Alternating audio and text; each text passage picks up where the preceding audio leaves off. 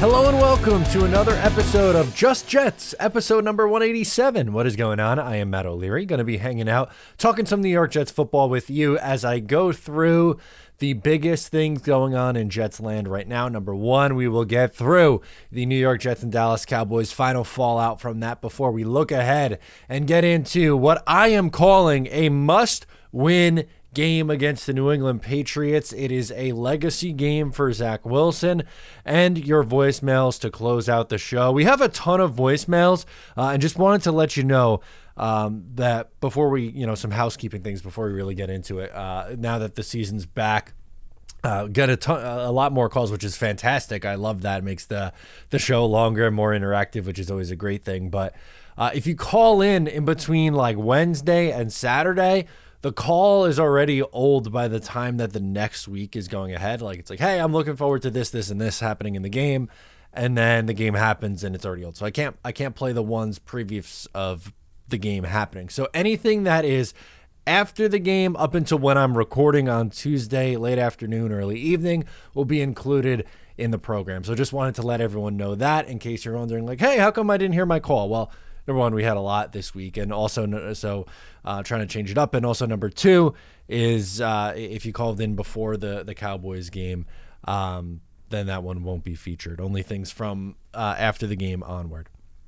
Let's get a word in from our sponsors. Today, we are sponsored by Manscaped, as always, and we are here to thank our sponsors for the bouncing bundle of joy that they provide us. No, we're not talking about a bouncing baby or anything like that. We're talking about your baby makers. That's right. Today's show is brought to you by Manscaped, but just like your babies, your delicate little guys have sensitive skin, so you got to use the best products on that sensitive skin. And with the skin-safe technology that Manscaped provides, that's where you want to go. That's where Manscaped's Platinum package comes in. From razors to shower care. I was using the body wash earlier today. This package goes above the gold standard for your body hair. So treat your beautiful boys to the world's finest toys at manscaped.com. Use my promo code JETS20. That is JETS20 for 20% off and free shipping from Manscaped. Make sure to pick yourself up something nice over there. All right, let's get into the episode for today. Obviously, the New York Jets lose a ugly one, 30-10 against the Dallas Cowboys. That was not a fun one. They started off, they were hanging around in the game for a little while in that first half. And, coming out of the second half, even into the third quarter, they were doing okay. But I just don't understand the game plan. And I did a video on it earlier this week talking about what was Nathaniel Hackett trying to do.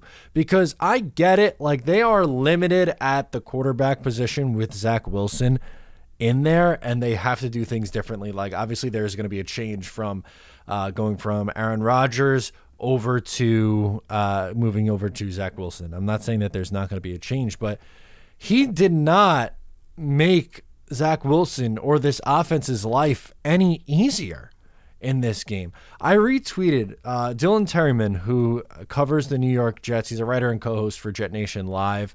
I'm sure you've seen his work. If not, make sure to follow along with him online. He gives really good insight. And he tweeted out, he's been tracking the Jets personnel.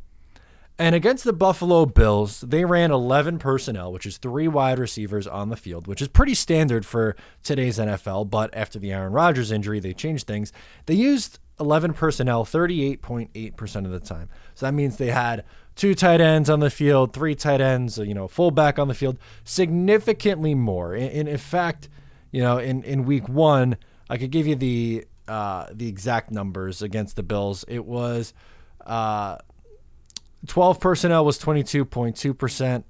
Then it was 18.5 for 1 running back and 3 tight ends, 2 running backs and 1 tight end, 11.1%, and 2 running backs and 2 tight ends was 7.4%.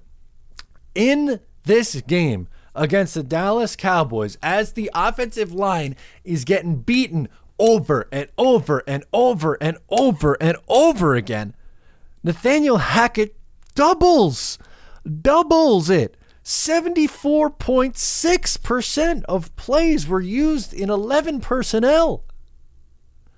3 out of every 4 plays the New York Jets ran, they were in 11 personnel. It doesn't make any logical sense. It doesn't make a lick of sense. Their line was getting beat left and right. They couldn't establish a ground game. They only ran the ball with their running backs 10 times in this game. That's not nearly enough. Their most efficient rusher was Zach Wilson. But my God, did the Jets absolutely get it wrong from a game plan standpoint? There was a time where they had Zach Wilson in an empty set. With this offensive line going up against that defensive line, that should never happen. You got to line up and play smash mouth football, which is what we saw in week 1. And that's kind of what Dallas was doing to you. There were many, many times where the Dallas was trying to establish the run, get the ball out quick. It was Dak getting the ball out of his hands quickly, and it worked great. Credit to Mike McCarthy. He did a great job in this game. I'm not the biggest Mike McCarthy fan, but you got to call it how it is. He had a great game plan against this New York Jets defense. But their game plan doesn't make any sense. They're giving a roster spot to Nick Bawden, and they use him on 2 plays. Their best blocking tight end, Jeremy Rucker, played 5 snaps. CJ Uzomah's getting run out there, getting cooked in blocking assignments, rep after rep after rep, and then, oh, by the way, they're lining him out wide? For what? Why? He has no chance beating a corner out wide. He's just taking a guy out of a play. You might as well run 10 guys out there instead of the 11. It's useless. You can't find a spot for Mecole Hardman or Xavier Gibson to get in there with their speed. You can't, right? An end around, anything. A screen, just get the ball out in their hands quick. No, didn't see it. Did not see it. Xavier Gibson didn't play an offensive snap. And by the time Hardman got in there, the game was already out of reach, and it was done. They were down 17 points plus at that point. I don't get it. The offensive game plan in that game was absolutely horrific. And when we get to your calls later in the show, I mean, my goodness. I mean, you guys let Hackett have it, and deservedly so. I'm not saying, 2 games into his tenure as Jets OC, fire Nathaniel Hackett. That's not happening, obviously. But wake up, man. I don't know what you were possibly thinking was the plan for this game, but it just made 0 sense. And defensively, an even bigger disappointment. They got 0 pressure on Dak Prescott. Solomon Thomas was the only one who had a sack, but they were unable to get any pressure. They were trying to blitz to mitigate it, and Dak was just getting the ball out quick and in space, and the Jets' tackling woes return. Quincy Williams missed some tackles. Sauce Gardner missed some tackles. Plenty of people missed tackles in this game, and you just can't have that. That's how you lose games. They lost this game not because of Zach Wilson, which is crazy to think. If you told me the Jets lost this game by 20 points, I would have told you, oh my God, Zach Wilson must have been atrocious. And I'm not saying that Zach was stellar. He wasn't, but he was not the biggest reason why they lost this game at all. The defense let Dallas march up and down the field at will in this game. At will. They had no answers for the Dallas Cowboys. CeeDee Lamb had 11 catches on over 140 yards in the game. Tony Pollard was stellar. Dak was stellar. Micah Parsons was stellar on the defensive side. But I was just really blown away by how bad of an effort we got from the New York Jets defense in this game. They are good. They're going to bounce back. Sauce Gardner will bounce back. I know he had the dropped interception, and coverage-wise, Sauce was good in this game, but the dropped interception is going to stand out. It would have been a pick 6, which is just so hard to swallow and changes everything. But the game plan for this team, I can't get over the game plan for this game, what the Jets' thought process there was, and then the defense not tackling well. Again, going on the road and beating that Dallas team, very, very tough ask, but I thought they would keep it close. I thought it'd be a low-scoring, tight game. It wasn't. Not at all. Dallas had 18 points in the first half. And they put up 30. It was bend but don't break. They kicked a lot of field goals, which I guess positive spin, but I don't know. I couldn't get over just how bad that defense was in that game. And we got to get into now, and it just was my little thoughts on it. You've probably seen my thoughts, a ton of thoughts on this game, but for the podcast, wanted to get that out. Transitioning now to, as we get to Wednesday at this point, the week is shifting and the focus goes on to New England Patriots. And This might be a little dramatic, right? You would think a week 3 game, calling that a must-win game, really, and week 3 is must-win. But in this circumstance, in this set of circumstance for the New York Jets, I've said it since the game ended on Sunday Night Football between the New England Patriots and the Miami Dolphins. If not now, when for this New York Jets team? That is the theme of this episode. If not now, freaking when? Patriots are 0-2. 0-2 on their season, and the Jets have a chance to effectively end their season. You can't go 0-3 and then compete. It's insanely difficult to start a year 0-2 and work your way back and make the playoffs. It's a very slim percentage. It's been done before, right? The Giants famously did it. I believe the New England Patriots in 2001 also did it. That has happened. But to start a season 0-3, you're pretty much cooked before October rolls around. That would be motivation enough, you would hope. And on top of that your defense got embarrassed last week against the Dallas Cowboys. They desperately need a bounce-back game, which they've played really well against the New England Patriots, specifically last year.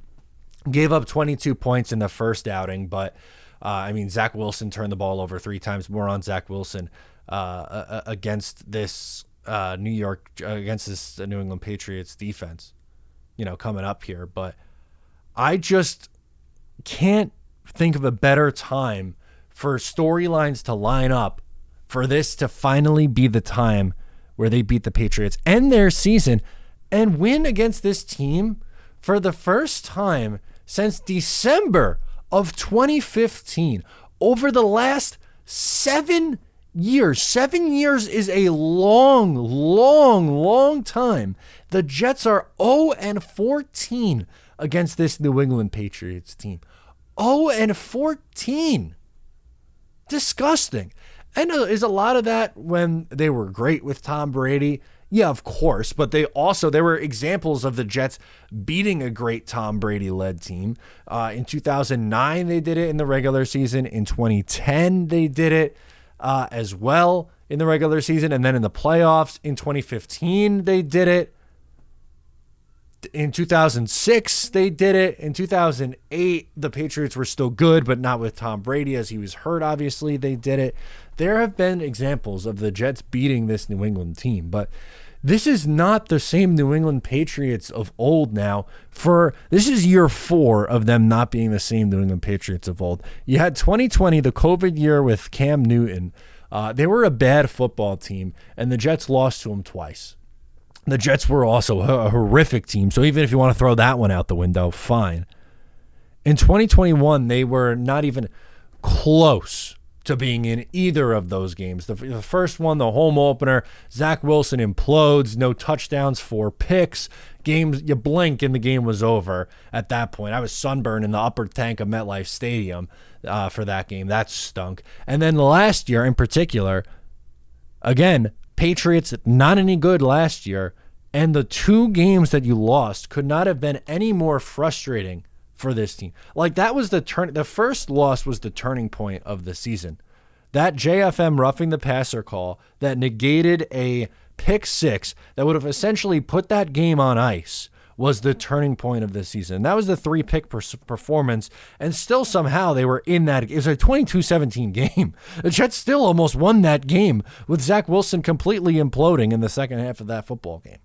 And the roughing the passer call, that was borderline, that borderline's putting it nicely, that negated a pick 6, so extra points on the board there. And then the second time was the last and final straw, seemingly, for the New York Jets starting Zach Wilson, or going forward with Zach Wilson as their plan as a starting quarterback, as they lost 10-3, with the only touchdown being a special team score, essentially as time expired for the New England Patriots. Thank you, Braden Mann, by the way.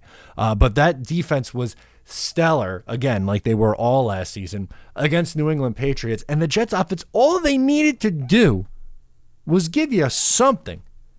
And they didn't. 77 passing yards from Zach Wilson, which, again, that's probably a good time to now bring up just how bad Zach Wilson has performed in his career against the New England Patriots. He started 4 games, got hurt in his second game, so he didn't complete that one. But the Jets are 0-4. He has a 50.94 completion percentage, 2 touchdowns, 7 interceptions, 693 yards, 6.54 yards per attempt, and a 50.6 quarterback rating. It's as bad as it gets. And if there was ever a time, that's why I dropped the video yesterday talking about it, because if there was ever a time for him to just show that I did take a step forward from last year and I can manage games for this team going forward, it's now against a team that has their back against the wall, the New England Patriots, that is an ounce away from having their season be over. They don't have the talent offensively to compete with most teams. And to New England's credit, I will give them credit. Bill O'Brien going in there, Mac Jones does look better this year. He does. I'm not saying he's a stellar quarterback. He's not an elite quarterback, but he has taken a big step forward from a sophomore slump in year 2. But they don't have talent on the offensive side of the ball, or enough talent on the offensive side of the ball. Defensively, they're still pretty good, but they're not unbeatable. You had the Eagles put up 25 points against them. And then you had the performance on Sunday Night Football. Tua was able to perform well against them. They put up 20-plus points in their win. If you get to 20 points, you should win this game. It really shouldn't be asking a lot, especially with Breece Hall and Garrett Wilson. I understand the offensive line problems, but that's on Nathaniel Hackett and Zach Wilson to figure it the F out. Figure it out. I don't care. They could win this game 6-3. It wouldn't matter. They have to finally beat this New England Patriots team. Enough is enough. For their last 14. A lot has changed since 2015. I get it. A lot over that time, the Jets have been really, really bad. I understand that. But this is the NFL.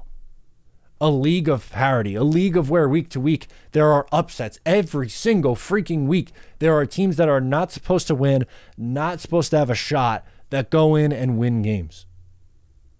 Jets couldn't accidentally fall into one over the last 7 years against this team. Not in either one of those games last year where the Jets defense held the Patriots offense to 3 points. In that game, the Jets defense held the Patriots offense to 3 points, and they still found a way to lose. For this coaching staff, for this organization, and for this quarterback in Zach Wilson, it is time now. Show me that you can adjust after getting your ass kicked against the Dallas Cowboys, who is a Super Bowl contending team. There is no shame in losing a game to the Dallas Cowboys. Did they have a brutal effort in that game? Yeah, they did. But bounce back.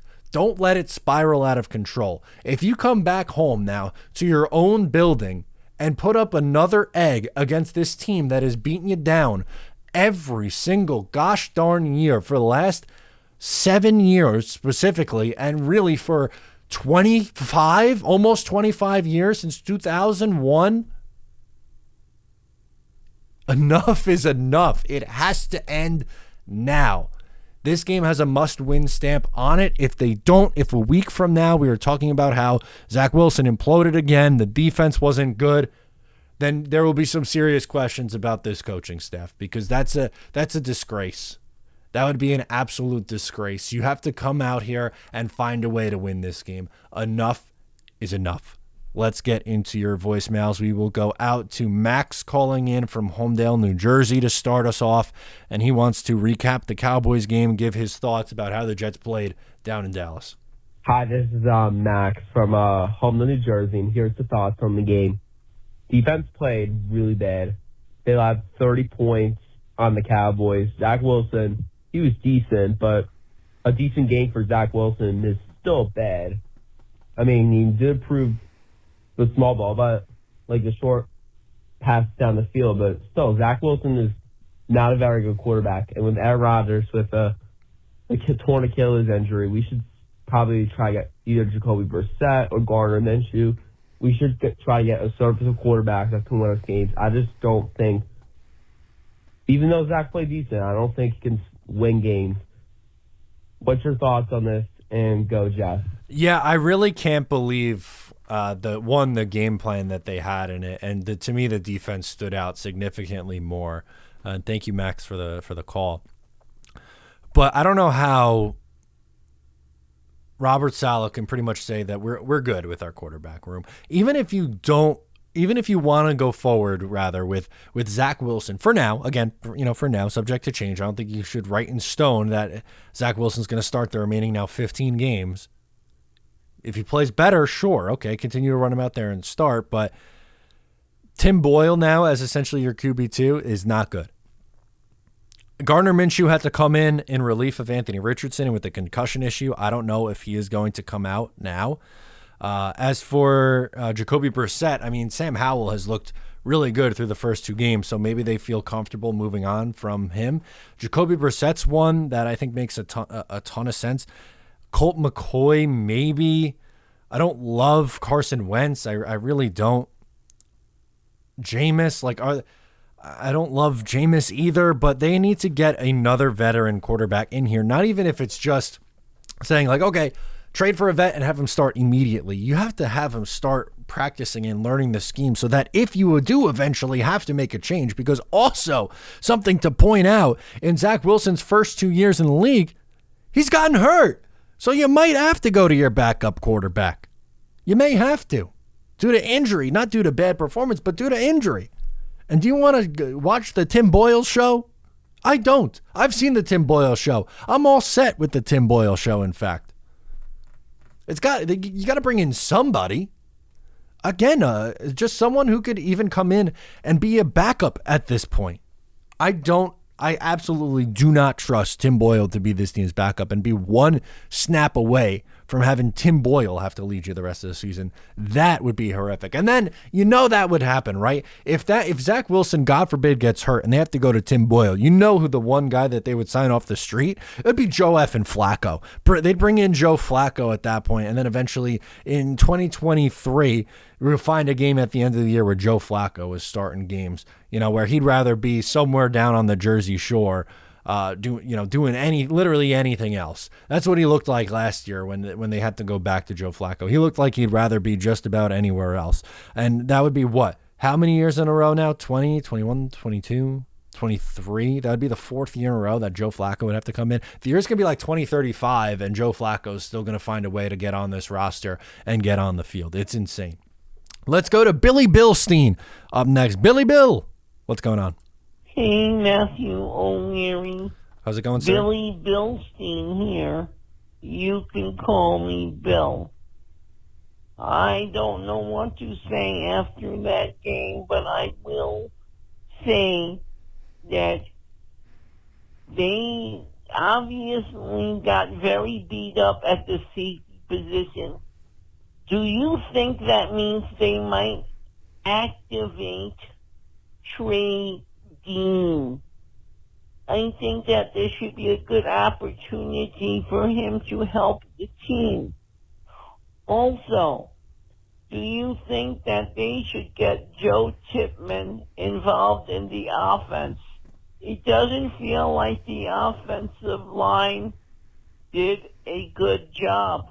As a matter of fact, they were filthy.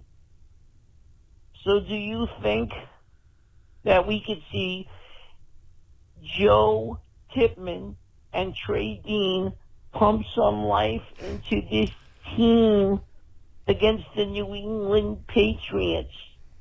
Also, do you notice that food doesn't seem to taste as good after the Jets lose?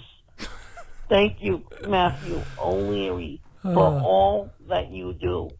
I appreciate you, Billy Bilstein. Got to work away for Trey Dean to get on the field. Maybe. I guess we're going to have to keep an eye on Tony Adams the rest of this week. They do have Adrian Amos, who they could go to. But we are officially on Joe Tippmann watch.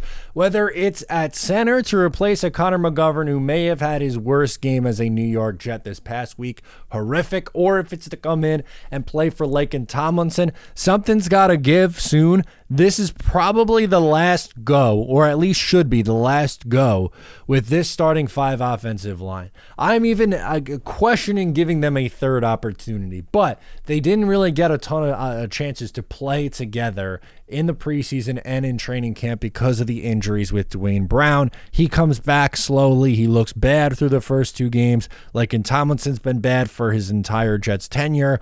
Connor McGovern was okay against the Buffalo Bills, horrific against the Dallas Cowboys. AVT hasn't been great to start the year, but you're not really worried about AVT long term. And Mekhi Becton's been up and down. Penalties more of a problem with me right now with Becton than his actual blocking. Maybe mix in a run on the right-hand side. That might be a good addition for this New York Jets offense, but we're on Joe Tippmann watch. It's got to be happening sooner rather than later for me.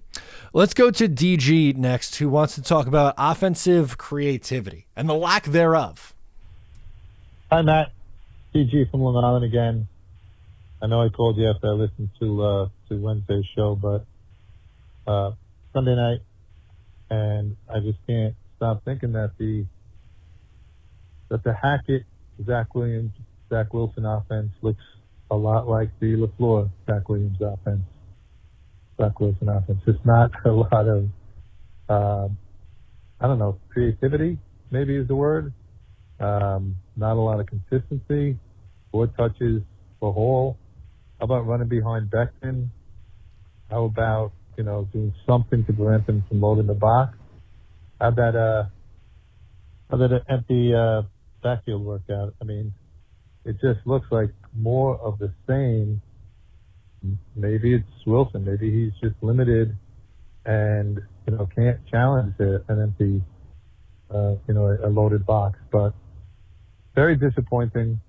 I was hoping to see more from Hackett as far as, again, creativity, just doing some things to get some yardage, and I don't know. If he's not capable, it is going to be a long season. Anyway, just want to get your thoughts on that. And listen, we got New England. Like I said, New England, Belichick eats Wilson for lunch, and it's going to be an interesting game. All right, love to get your thoughts. Go Jets. Yeah, no, I appreciate you checking in there. Look, Zach Wilson is obviously limited. There are major issues with Zach Wilson's game, and that's why he was relegated to a backup role. But there's also things that Nathaniel Hackett can do better to put this offense in a chance, or in a spot where they can have a chance. Running Breece Hall 4 times helps no one. I agree with Breece Hall was upset after the game. He should be. He absolutely should be. That's unacceptable. Their personnel usage is horrific. C.J. Uzomah should not be in there over Jeremy Ruckert anymore. He's not the same level of blocker. He's just not. Nick Bawden should be in there more. They should run three tight end sets. Use Mecole Hardman in space. Xavier Gibson in space. It's not that hard. It shouldn't be, at least. But the game plan was just so bad. And that's not giving Zach Wilson a pass. He doesn't deserve a pass for how he played, especially in that fourth quarter. But they came in with no set plan at all. And that offensive line has to be better. They all do. It's not just one thing. They all just have to do something differently. And you're right to call it vanilla, because it was very boring. It was a very boring game plan. They have to get more creative and try different things. So maybe you'd have a shot. Maybe I hope, anyway.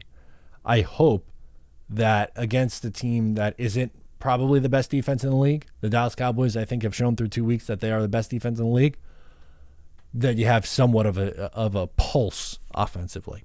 Let's do Liam up next from Staten Island. Hey, Matt. It's Liam from Staten Island. Not a great week. Really not a great week. Wanted to kind of go through the 3 different phases of the team, see what you thought about each one. So we'll start with the good. We'll start with special teams, not what you want to hear. I thought they've been great. You had the touchdown return. You had the fake punt to start the game. I thought special teams has been good this year so far. Really solid. It'd be great if one of the other 2 facets of the game could step up and therefore complement special teams, but I'll take an A to A+ special teams to start the year. Defense, I felt they've been average.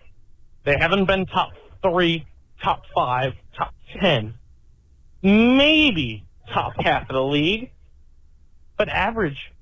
Sauce has been okay. DJ Reed was bad this game.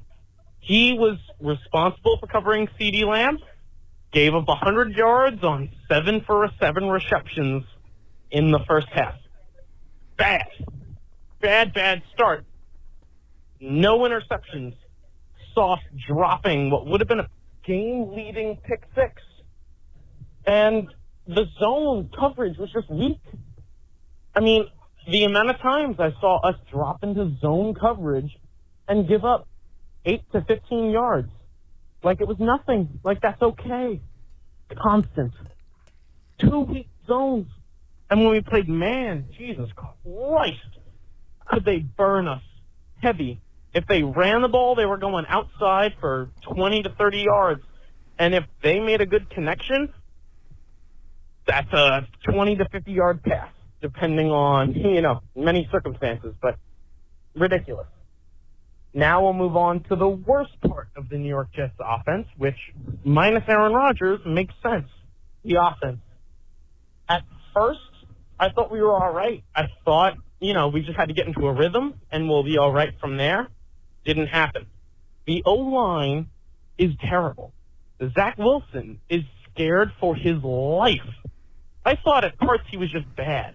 No, he is terrified. He is scrambling and making terrible throws because he is terrified of getting smushed. And it's understandable.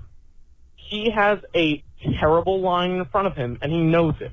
He watched Aaron get destroyed in 4 plays. He knows that could happen to him at any moment. He is terrified to be protected by these bums. Now you're going to go, he's an act. It kind of cuts at the end there, but I think the point rings in true. The special teams has been good, from the kicking game to the punting being a massive upgrade. Thank you, Thomas Morstead. And Xavier Gibson's been great. So that's a win. Defensively, stellar in week 1, really bad in week 2, evens out to average, fair. I agree with that. And then on offense, it's just the game plan was horrific. The offensive line was bad. Zach Wilson, you know what he is at this point, right? Like you know that there are different things that you can do with him, and he has some throws that he'll put on paper, and you're like, oh my God, wow, that was great. And then some other ones where you're like, what are you doing? And while the quarterbacking or the offensive line rather has been so bad, him stepping up in the pocket instead of rolling back has been a plus, but that's the smallest of baby steps. He has to do more to get to the point where the Jets can compete with him playing. And he's not the number one reason they lost that game against Dallas. The defense is first. The game plan is first. The line is first. All above before you get to Zach Wilson as being the main culprit. I think you could plug about just about any quarterback in there, and you'd have a loss because of just that defense not being good enough. Defense wasn't good enough against the Dallas Cowboys, and you need them to get back in gear against New England. Have to. No excuse. You're not going up against the same quality opponent that you faced in week 1 or in week 2. They needed this bounce-back game badly. Let's go out to Will in Dallas, who was at the game and wants to give his perspective. Hey, Matt. Will calling from Dallas. Ignore the last voicemail. I was so unorganized with my thoughts. It's just a lot. That's okay. I'm sure. you feel the same way. Anyways, I was at the game, and, man, it was awesome connecting with all the Jets fans, saying hi, just talking to them, even for just a short time. You guys are awesome. I'm sorry that Dallas fans are just the bottom 1% of the entire population of the United States intelligence-wise. And when you get these stupid people and they're drunk at the stadium, man, I'm so sorry for all the Jets fans that experience. This is why people in Dallas, if you're not a Cowboys fan, you can't stand the Cowboys. Their fans are just the dumbest people on the planet, genuinely. And I mean that with all disrespect. But I just want to say a few things. One, Zach Wilson's going to get a lot of hate. I don't think he deserves it. He was trying to do something. Did he do it well? No. Does he look like he's ever going to be able to be a hero of an offense? Not really. No. But he was trying to do something. It's not like he cost us the game. The game was over at that point. Throw that out the window. I put a lot of it on, one, the defense, but you talked about that in your recap, so I'm not going to get too into it. Nathaniel Hackett, he's got to have a better game plan next week. Has to. First of all, what I don't understand is Dwayne Brown sucks. He's 40 years old and he sucks. I understand Michael Parsons is a top 1 to 3 pass rusher in this league, but oh my gosh, was he horrible. Like, horrible. Watching it live was even worse. It almost feels like it slowed down on the TV, but watching it live, it's like Dwayne Brown never had a shot. Never had a shot. Laken Tomlinson was pretty garbage too. But why are we giving the ball to Brees and Dalvin a combined 8 times? And I understand, or was it maybe 10 times? I understand 8. Dalvin sucked. Dalvin was horrible today. But give the ball to Brees, and where is Mecole Hardman? I understand he wants to be a receiver, all that. At least put him on the field as a receiver. Why is he not doing a Braxton Berrios type role? Do something to get the ball out of Zach's hands and off on the edge. Then the other thing is, our 2 best offensive linemen are on the right side. Where does Parsons line up? Over Dwayne Brown on the left side. Where do we run the ball? Right at Micah Parsons. I don't understand. Like, what is the thought process of, you know what? Becton's a great run blocker. ADT, great run blocker. Micah Parsons is on the other side. But you know what we're going to do? We're going to run right at Parsons. I don't understand. I don't understand. I feel bad for Zach. He was, murdered all night by that pass rush. Hackett has to step it up. Tomlinson and Dwayne Brown at this point. At this point, what, that they're all pros? Was that where you were going with that one? Yeah, that's gotta change, and gotta change now. Has to. Just you could point out so many freaking things that went wrong. It's unbelievable. It truly, truly is unbelievable. I don't know how it continues to happen that way. I don't. I really have no idea how it continues to happen that way, with just how bad the offensive line was, not giving Brees Hall 4 carries. Look, I understand him being on a pitch count. In the first game, I said he was going to get somewhere around 8 to 12 carries. He ends up getting 10. This week, I thought, all right, probably same thing, maybe 10 to 12 in that range. 4. And I get it. They didn't have the ball a lot. I don't want to hear that as an excuse. You can't be splitting reps with Dalvin Cook 50-50 at this point now. You can't. With how Dalvin's looked in the first 2 weeks, no. They still need to run the ball a lot, but Dalvin Cook can't have the same number of carries as Brees Hall. Brees has got to have more now. And again, I'm not saying 20 carries. I'm not even saying 15 carries, but there's no reason that Brees can't live in the 10 to 12 range until he's all the way ramped back up. 4 is just a joke. It is an absolute joke. I have no idea what Nathaniel Hackett was thinking with this game plan. Not a clue. Don't know. Has to be better this week. Have to run the ball against the New England Patriots. Let's go to Constantine in PA. Guess what we're talking about? Nathaniel Hackett. All right, what do you got? Hey, Maddie, this is Constantine from Erie, PA. What's up, dude? What was that shit show we were watching yesterday? What is Nathaniel Hackett thinking? Does he still think Aaron Rodgers is playing? The game plan was horrendous. We completely abandoned our running game after a couple of tries. Zach Wilson was the leading rusher on our team, if that tells you anything. Our defense played subpar. Our coaching staff missed the first call of the game with Dallas's touchdown. That ball popped up. Nobody caught that. So they just give Dallas the touchdown, just like they gave Dallas the effing game. How many years have we suffered? How many years have we dealt with inadequacies and terrible, terrible decisions? Are we on like some kind of Groundhog Day here? Because it's looking like the same old Jets to me. We look like hot garbage. I can't be more pissed at what I saw yesterday in Dallas. Winning a Super Bowl this year? You know what? There's a thing called NA, and all the people that were on drugs thinking that, they need to go to a meeting ASAP. This is bullshit. I'm not going to put up with this if it keeps happening week after week. We got to get a quarterback that can at least handle some kind of pressure in the pocket. Zach Wilson goes into the cerebral palsy stage from the Wolf of Wall Street when he sees Micah Parsons and that defense coming at him.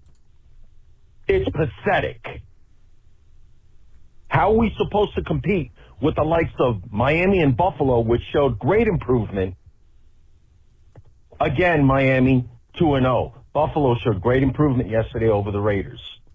So we're basically, it's us and the Patriots at the cellar. And guess what? We play the Patriots next. And if we lose to them, guess who's going to be in the cellar? We are. Gee, does that sound familiar?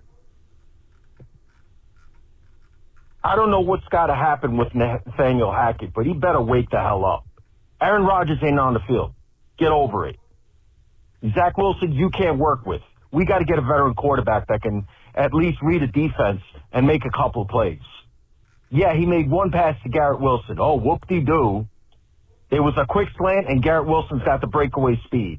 That's all I saw. Anyway, I know my time's about to run out, and I ain't going Jets, Jets. I'm going S-A. I wonder where that was going.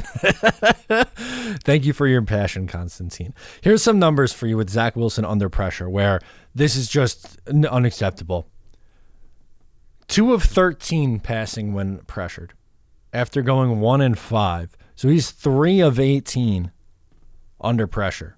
Since coming into the league, worst quarterback when pressured based on completion percentage, yards per attempt, and touchdown to interception ratio. Again, not a Wilson defense, but if this is what you know you are dealing with, how do you run 11 personnel 75% of the plays? It doesn't make it. It goes back to the original. They were set up to fail from begin with how they thought they were going to go into this game and play offense. Didn't make any sense. Did not make any sense. And I think we need to give Zach a little bit more credit on that slant. Yes, it's only a slant. It's not that it was a far throw, but he put that ball in a window where only Garrett could get it and continue to run after the catch with it. It was a good throw. He had a handful of good throws in the game, which is not enough. It's not enough for you to say, oh my, like this guy you're going to win a Super Bowl with. And you know you're not winning a Super Bowl with Zach Wilson. But the goal for me is to find your way into a playoff spot. Find your way to 9 wins somewhere. And can he show that he can be that guy? This past week against Dallas, for 3 quarters of the game, but the meltdown at the end, no. He's going to play a hell of a lot better against the Patriots than he has in his career. That is a definite. Let's go Dante from South Carolina. This is kind of a polar opposite. We want to defend Zach Wilson now. Hey, man, it's Dante from South Carolina. I'm probably going to be one of the only ones who calls you and defends Zach, but I'm going to defend Zach, man. I don't think you can blame this game on him at all, really. I was in the building. I flew from South Carolina to Dallas to go see the game, and although we got our ass kicked, it was still a fun time. But regardless, we lose that game with Rodgers anyway, in my opinion.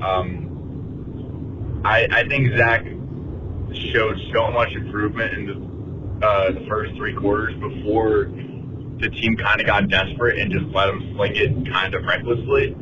And you can argue that, like, if we're making our quarterback throw the ball, he shouldn't be turning it over. But I don't really think any of the picks were really his fault. I think the first one you could kind of blame on him. First and third. Second one, I don't The second one, and I don't know if it's me just being overcritical or whatnot, I think Garrett should have made more of an effort to catch that ball. He saw the safety coming, and it seemed like he kind of just let him have it almost. He didn't like try to come up and box him out or make a jump for it. It seemed very lackluster in terms of effort. And then as for that third one, might have been a miscommunication, might have just kind of been an errant throw. But honestly, Zach didn't have that many bad throws this game. That second pick with Garrett Wilson, if that safety doesn't make that play, that's a touchdown. If the ball doesn't get tipped at the line right before half, that's a touchdown. And then we're talking about a 30 to 21 game, because obviously we don't kick the field goal before half. But either way, we still lose. So, like, I'd rather lose 30 to 10 or 30-21 doesn't really make a difference. I don't know, I think people are being hard on Zach. I understand that he kind of has a short leash, but our O-line is dreadful. Like, Dwayne Brown couldn't block a JV student at this point. Laken Tomlinson, I'm with you on that. I'm ready to get him out of there. Our defense, they showed up. They showed up in a way that they allowed 5 field goals and not 5 touchdowns, so that was nice. But they were on the field for 40 minutes. They were getting third downs left and right. Penalties, like you had 4 penalties in the red zone, and they were all stupid. I mean, they were all stupid, except that Brandon Eccles one was kind of arguable. But that pass interference on JFM was absolute dog. A joke. So, I mean, we killed ourselves, and I think Solid didn't make enough adjustments. I don't like how Hackett didn't involve Breece Hall at all. Yeah, we got Dante gets caught at the end there, but Zach is further down the list on what was the reason why they lost. To me, the defense was Dallas moved the ball at will on that defense, and don't give me that they were on the field too long, because before Zach Wilson even took a snap, Dak Prescott was carving up that defense. Too many missed tackles, dropped interception, no adjustments there. Pass rush didn't get home. All those things are true, and all those things were a big problem. You knew you couldn't win that game getting into a shootout. It had to be low scoring, and the defense has to be better, and they will be better. I think it was a bad matchup and a bad day. They were great against the Buffalo Bills. I think they will go back to being great again against the New England Patriots this week. I believe that. The second interception from Zach Wilson I don't really care about, because he was taking a shot down the field and trying to back the defense off, which I'll give him that. And could Garrett have jumped up for it or done a little bit of a better effort? Possibly, yeah. I don't know if I fully put that one on Garrett, but it's probably a mix of those two things. But I throw that one out the window anyway. I don't really care about that one. First one was a bad ball that should never be thrown, and the third one was the worst one in my opinion. I think the game was already over, but the third one was the worst one. Just missing on the check down to Michael Carter. Joe from Cali is up next. He wants to get into the offensive line shuffle. It's time. Hey Matt, it's Joe from California. What's up, dude? Hey, just watched that brutal game against the Cowboys. So, offensive line, you've got to do it. You've got to do the move now. You've got to move Mekhi Becton to left tackle. I don't ever want to see Connor McGovern play again unless it's in a backup injury situation. He's just not powerful enough to do it. He got steamrolled on that stunt. He just can't do it. The whole idea of having Connor McGovern in there was that he was an experienced veteran who could handle the audibles from Aaron Rodgers. Well, guess what? You don't have to worry about that anymore. So it's time for Joe Tippmann to get in there, and it's time for him to learn on the job. And for him to do that with the defenses that we're playing in the first 6 games, we'll be lucky to go 2-4 at this point. So you might as well get Tippmann in there and let him get some game experience. You need to move AVT to right tackle, because that's probably the best solution at this point. Put some combo of Max Mitchell and someone else for right guard. Let these young guys get in there, get some more punch. You've got to try it. These aging veterans, Robert Saleh, I know he's loyal to these veteran Warriors, but this is like unsafe. At this point, we'll be lucky if Zach Wilson doesn't get hurt. They have no business being on the same field with some of these defenses. It's just, and if you think Dallas was tough, it's not going to get a whole lot easier with the Patriots because they're going to have a lot of confusion and a lot of things clicking for the Jets O-line this week. It is not going to get better this week. I'm telling you that. So that's my take on it. First 6 games are brutal anyway. Might as well get the young guys in there, get some energy, get some punch. Mekhi back then kept saying, I am a left tackle. It's put up or shut up time, then. Put him in there anyway because the first 6 games are brutal. So let him prove himself. I don't know if he can hold up for 17 games. I have my doubts. But you're going to have to deal with that when the time comes if he can't make it all to 17 games. At this point, it's, break glass in case of emergency. That's all I got. I hope we can salvage this season in some way, steal a wild card. That's what I'm hoping for. And but it doesn't matter. I love this team. I love this D. I feel so bad for this D. So bad for this D. They're playing their guts out. I mean, they played 70% time possession with Dallas, and they don't give up, and they know what's coming. They know they're going to have to carry the load here and another season of this. And it's just heartbreaking to see these guys that play their guts out and then watch this offense. Just awful. So anyway, we'll see, but go Jets. Bye. Yeah, it's I get it. I think Tippmann, I said it earlier in the episode, but we are on Joe Tippmann watch. I think he is the first guy in, whether that's for McGovern or for Lakin Tomlinson, it would be one of those two guys. You can move Becton to the left side to get Brown out if it continues to go that way. AVT can play a tackle in a pinch if need be. Also, there are ways to shuffle this thing up, and I think that's the next step here.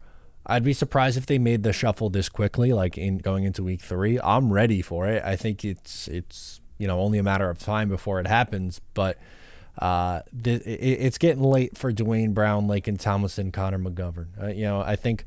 I don't love the idea of Max Mitchell or Billy Turner having to come in and play. I would rather, if you're going to shuffle things around, Schweitzer on the interior, or Joe Tippmann going in and playing guard and keeping Connor McGovern in, or kicking McGovern over to guard and Tippmann play center. There's many ways the Jets can go about doing this, but if you have another repeat performance, it's over for this starting 5. I don't see how you can continue to run it back out there. Let's close out with James in Jersey. What's up there, Mario? Guess who it is? This is James from New Jersey. Welcome back. A very long time no talk to. I saw you at one of the training camps. I told you to call in. I just been busy, man, but I've been thinking about you. What's going on, buddy? Hope everything is good with you. Of course, I mean, listen, you already know what it is. I already know what it is. The Jets can't have nice things. I feel like we're cursed, and I feel like Joe Namath really sold his soul to the devil for the Super Bowl season. I don't know what the hell's going on. Listen, if you're about this Dallas Cowboys game, right?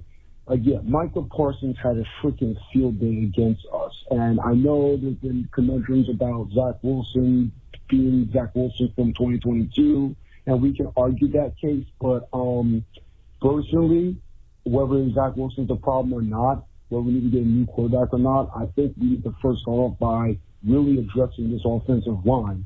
I don't know what's going on. I think the offensive line needs to be really evaluated first before Zach Wilson. Or even then, let's definitely give Zach Wilson his opportunity in week 3 against New England.